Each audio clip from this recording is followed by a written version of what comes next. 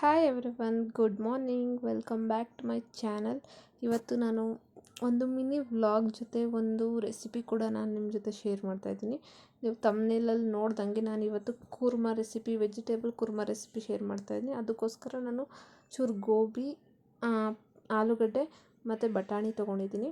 First ಬಿಸಿನೀರಲ್ಲಿ ಗೋಬಿನ ಸ್ವಲ್ಪ ಹೊತ್ತು ನೆನೆಯಕ್ಕೆ ಬಿಡ್ತೀನಿ, ಯಾಕಂದರೆ ಹುಳ ಎಲ್ಲ ಇರುತ್ತೆ. ಅದಕ್ಕೋಸ್ಕರ ಪೂರಿಗೆ ಹಸಿಟ್ಟು ನಾನು ಕಲಸಿಕ್ಕಿದ್ದೀನಿ.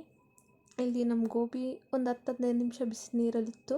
ಅದಾದಮೇಲೆ ನಾನು ಇದಕ್ಕೆ ಕುಕ್ಕರಲ್ಲಿ ಕೂಗಿಸ್ಕೊಳಕ್ಕೋಸ್ಕರ ಆಲೂಗಡ್ಡೆ, ಬಟಾಣಿ ಹಾಕಿ 1 ಕಪ್ ನೀರು ಹಾಕ್ಕೊಂಡು ಉಪ್ಪು ಹಾಕ್ಕೊಂಡು ನಾನು 1 ವಿಸಿಲ್ ಕೂಗಿಸ್ಕೊತೀನಿ.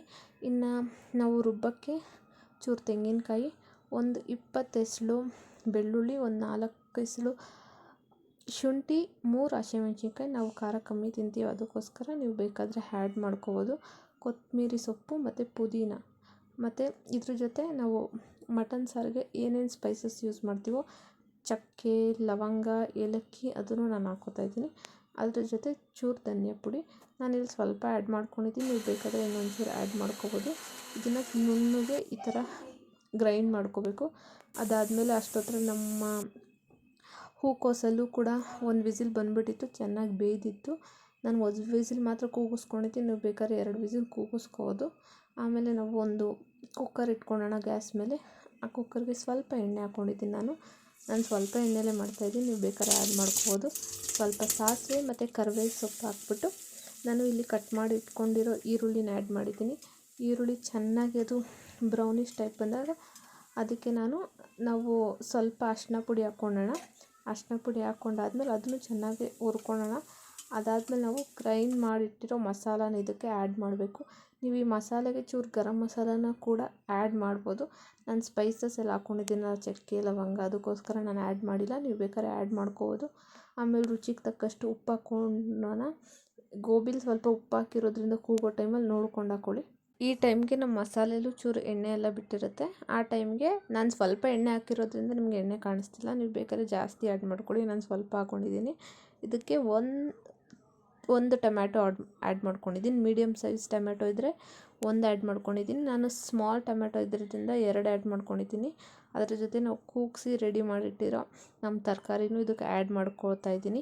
ನಿಮ್ಮ ಕನ್ಸಿಸ್ಟೆನ್ಸಿ ಎಷ್ಟು ಬೇಕೋ ಅದ್ರ ತಕ್ಕಂಗೆ ನೀವು ನೀರು ಹಾಕ್ಕೊಳ್ಳಿ. ನಮಗೆ ಸಾಕು ಅಂತ ನಾನು ನೀರು ಹಾಕ್ಕೊಂಡಿಲ್ಲ.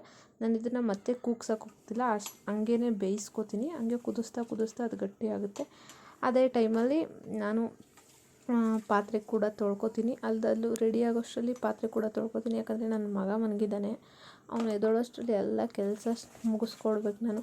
ಇಲ್ಲಾಂದರೆ ಅಮ್ಮ ಅಂತ ಇದ್ದೇ ಇರ್ತಾನೆ. ಅದಕ್ಕೋಸ್ಕರ ನಾನು ಆದಷ್ಟು ಬೇಗ ನನ್ನ ಕೆಲಸ ಮುಗಿಸೋಣ ಅಂತ ಇಲ್ಲಿ ಪಾತ್ರೆನೂ ಕೂಡ ವಾಶ್ ಮಾಡ್ಕೊತಾ ಇದ್ದೀನಿ.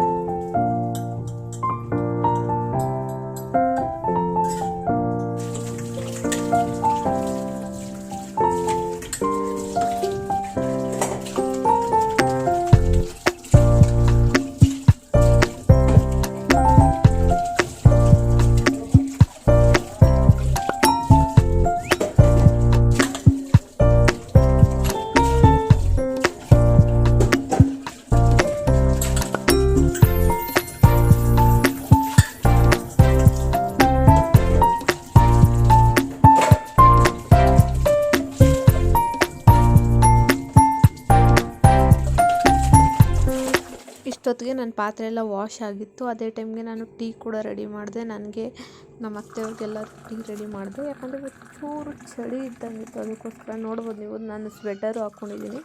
ಅದಕ್ಕೋಸ್ಕರ ಟೀ ರೆಡಿ ಮಾಡಿದೆ. ಆ್ಯಂಡ್ ಇವತ್ತು ಚೂರು ಮಳೆ ಬರೋ ಥರನೇ ಇತ್ತು, ಹನಿ ಆಗ್ತಾಯಿತ್ತು. ಅದಕ್ಕೋಸ್ಕರ ಆಮೇಲೆ ಫೈನಲಿ ನೀವು ನೋಡ್ಬೋದು ನಮ್ಮ ಪೂರಿ ಸಾಗು ರೆಡಿಯಾಗಿದೆ. ಟ್ರೈ ಮಾಡಿ ನೋಡಿ, ಖಂಡಿತ ಎಲ್ಲರಿಗೂ ಇಷ್ಟ ಆಗುತ್ತೆ. ನಮ್ಮ ಮನೇಲೂ ಅಷ್ಟೇ, ಎಲ್ಲರೂ ತಿಂದರು ತುಂಬ ಇಷ್ಟ ಆಯಿತು. ಇಷ್ಟ ಆಗಿದ್ರೆ ನನ್ನ ಚಾನಲ್ನ ಸಬ್ಸ್ಕ್ರೈಬ್ ಮಾಡ್ಕೊಳ್ಳಿ.